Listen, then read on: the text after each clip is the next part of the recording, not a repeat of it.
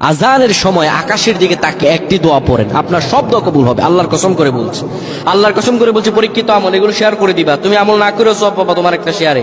এটি যদি শুনে অন্য কেউ আমল করে তুমি আর সওয়াব পেয়ে যাবা। আজানের সময় যখন আজান হয় তখন আমরা কথাবার্তা বলি, এগুলো অনুচিত।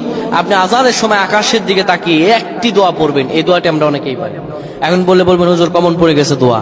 আমরা অনেকেই আল্লাহ তাআলার কাছে এটা ওটা চাই, কিন্তু সঠিকভাবে চাইতে জানি না। সঠিকভাবে কোনো ব্যক্তি যদি চায় আমার আল্লাহ তাকে দয়া করবেন। আল্লাহ বলেন, বান্দা উদউনি আস্তাজিব লাকুম, আমার কাছে চাও আমি আল্লাহ সব দিয়ে দিব। সুবহানাল্লাহ।